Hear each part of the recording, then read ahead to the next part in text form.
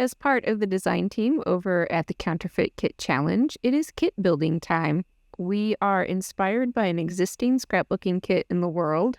We take our bits of inspiration, we shop our own stash, and we build our own kits. So let's get started. Welcome to Crafty Soup. My name is Misty. I play with paper in artful ways, so let's see what I'm doing today. All right, my team member Jody over at CKC has chosen this digital kit from sweetshopdesigns.com, and this kit is called A Beautiful Day, and it is by Jennifer Fur. I'm not sure how to pronounce it. I'm not familiar with this designer. Here is an overview look at this digital kit, and one great thing about the Counterfeit Kit Challenge is that if you like something that's digital, but you scrap traditionally, then you can be inspired by this and build your own kit. So let's dive into closer pictures of this kit and see what I'm inspired by. Hopefully you can go check it out and see what you're inspired by. Then I'll share my tips along the way for how I build kits. So the first impression is that this is very black and yellow. The last couple of kits I had have featured some black and yellow. I'm not sure I want to go there, but I've already taken a peek at some of this stuff, so I know there's something else we can dive into in terms of color. So looking at this next screenshot, this is the pattern papers. So I'm noticing here that we have blues, reds, pinks, as well as some greens, and that is repeated in a couple of these patterns. Down here in particular. So we don't have to just go with black and yellow. We can spread our color palette out. I do like these geometric triangles. I in general enjoy geometrics. I do know I have some kind of this honeycomb vibe in my stash. So let's see what else we can be inspired by. There is an alpha set included. I do know how to take digital supplies and convert them to physical supplies. And I do have a video on that if you're curious about that. That is part of the hybrid scrapping mindset, and I enjoy doing that. And in this case, it would be fun to convert this particular alphabet into a physical supply. However, I don't own this one, so is it worth it to me to purchase the product so that I can play with it? I'm not sure. I may just use some kind of alpha from my existing stash, be it an already physical or a die, or perhaps something else. Let's keep looking. So here is where some colors really come into play, and that is with the solid cardstock that is included with this kit. So I think I'm going to lean very heavily on this graphic as I'm building my supply, and maybe think about some of the motifs like geometrics, and there were some leaves and flowers. So some things along those lines. I do like bees, so I could include some of that. So let's keep looking. All right, this next look is a larger bundle of supplies. So this would include some add-ons that aren't in that bigger kit, but I like to look at the extras just to see if I can get more ideas. So this is a mixed media add-on. I definitely like that. I really like the chicken wire look, which definitely goes hand in hand with the honeycomb because they're all hexagons. There is some twine in here, definitely butterflies and bees, spatters, paint. Maybe I will add some paint in there. I do have a couple of very cute stamp sets that have bees and honey motifs in them, so I might want to pull that. These are some cut aparts, so that is something to think about in terms of additions to embellishments. And then these are kind of little digital stamps, so that may be where I bring in my own physical stamps. All right, so that was an overview look. I will go down to my scrap space, I will pull some products, and I will be back to share my thoughts on how I pulled those and why I'm keeping what I keep in my kit. All right, after I shut off the camera, I did make a list on one of my little note sheets that I've created when I'm kit building to pay a little bit deeper attention to some of the things that I just kind of breezed over. Like there was wood grain in the pattern papers, which I didn't mention at all. I can't quite remember at this point what else was in there, but I did make some of those notes so that I could kind of stay on track. So in my first batch of paper pulls, I have a few things in here that I'm not sure I want to keep. So I'm going to go ahead and fan all these out into kind of the groups of papers that I think are going to happen.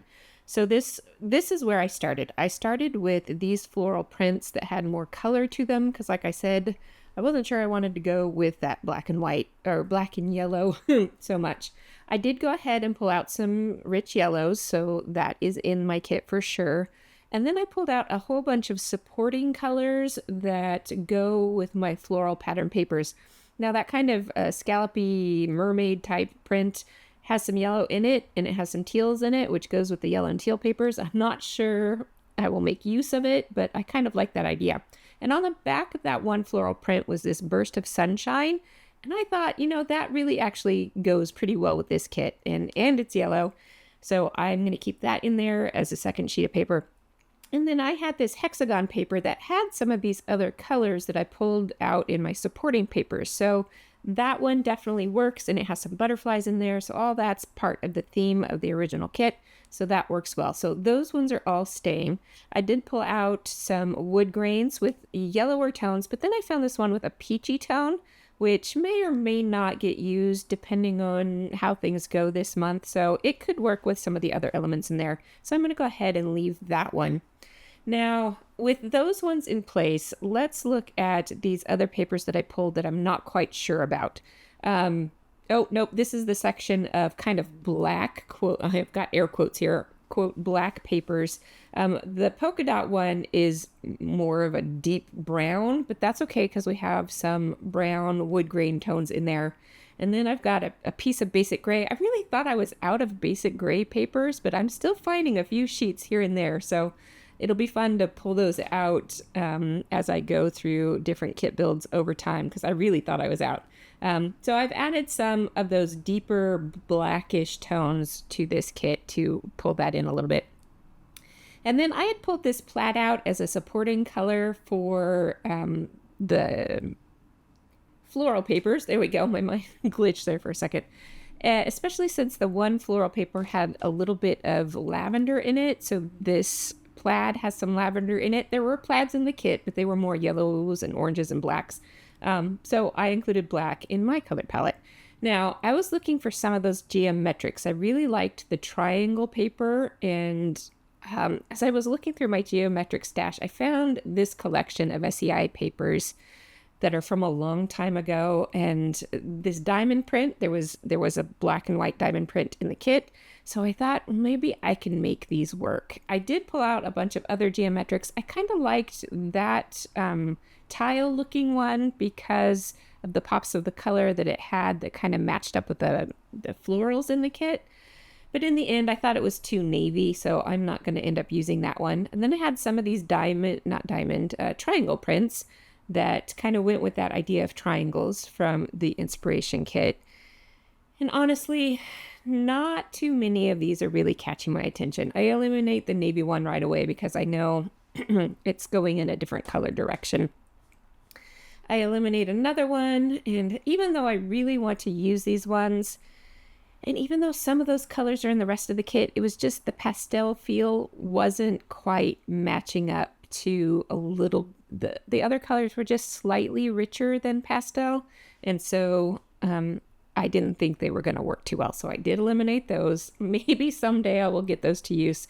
They've kind of been those papers that I keep passing by every time I look at them, and so either they need to get donated at some point, or I need to really find a good way to use them. We'll see how that goes. At any rate, I did leave those other two triangle papers in there, and now I am moving on to my embellishments. So I'm going to carry over my black alphas from last month's kit to this month again. This is a pack that I've started using, but I have one more full pack, and I will add that into this kit also. There were just a couple of little hearts in some of the inspiration, so I did pull out my favorite Doodlebug tiny hearts, and there are some black ones in there too, so those colors plus the black will work. There were some buttons in the inspiration. Now they were mostly black buttons, but I'm going to throw in more color here, and I will bring in more black with other elements. So I've got my title that's working some black, few hearts that are working some black, and here lots and lots of ribbon that can work those black tones, and a little bit of gray too, because that's the same color family. All right, so lots of texture and black there for that. Let's see what else I have going on. Oh, these flowers. These flowers were given to me by a friend. This is from a Pink Fresh Studio product line that is a washi tape plus die set. So you put the washi tape down on a sheet of cardstock and then you're able to die cut it out with the coordinating die set. And she said the washi tape was too finicky for her. And I said, yeah, but the flowers are beautiful. So she sent me some flowers after she had made them. So that was very sweet. I want to use those. I think this kit would be a great place for that. Now, I pulled out a whole bunch of stamps to use as embellishing because of some of the stamped elements in the kit. I went with some small florals that I could create clusters with. I have this set that I loved it when I got it. It's a little bee set. It has coordinating dies and also the word honey, and that was part of the inspiration. It also has a tiny stencil of hexagons, so that is going in my kit. I will see if I can use it up somehow. This is another little bee set that I absolutely adore, and honestly, I haven't found too many uses for it, but I want to keep it because I love it. It's so sweet and cute. It's got a couple of phrases on there that could work for scrapbooking embellishments, as well as that other one has a couple of phrases. Even though they're card making stamps, I think I can make it work. Now, this is a brand new to me Gina K set that I got in my SCT sampler kit, which is a one-off revival of the old-fashioned sampler kits that they used to do, and there was a one-off this month or last month, and I can link you up to that video if you're curious about that. Then I pulled out some stencils because of that mixed media vibe that we kind of looked at, and I have some very specific ideas for these stencils. In fact, I do end up using these products to make my forgery on the 4th products, and if you don't know what that is, we are inspired by a product that we do not have in our stash. We find supplies that we can kind of replicate it with, and we make it ourselves. So that video is coming up on the 4th. Now, this stencil had some flowers in it that really did look like the flowers in the inspiration. So I don't know if I'll use that stencil, but I like the idea of having it available. So that will be in there. But the star of my mixed media show this time around is going to be my shimmer watercolor paints. Now, this paint brand is called Twinkling H2Os. It's no longer on the market. You can look them up on eBay. I do see them on eBay sometimes. But any watercolor product that has mica in it, you could find powdered watercolor paint pots that have mica. There's one by Pink and Main. You can find markers that have mica shimmer in them, like a Wink of Stella markers. There's some Crafter's Companion ones. So there's lots of things out there that you can find that are watercolory with mica in them. There's even sprays that you can use as watercolor instead. So even though mine are discontinued, there are products available that you can use. And that's going to come up big time on my forgery on the 4th video. All right, there were some cut apart cards in the add-on inspiration, and I thought, why not use this background die set? It's got bees, it's got hexagons, it's got flowers, and it makes an impression into paper. But if you use the coordinating frame, you can also get it die cut out as a journaling card, or you can just use the frame to die cut regular papers for journaling cards. So I think this is a little bit of a workhorse die for this month around. So I'm going to add that in there. And that wraps up my kit build for this month around. I will leave you with a few of these close-up videos. I encourage you to go check out the rest of the Counterfeit Kit team so that you can see how they're interpreting their kits and see if they use more black and yellow than I did. And until I see you on the 4th, I hope you have an artful day.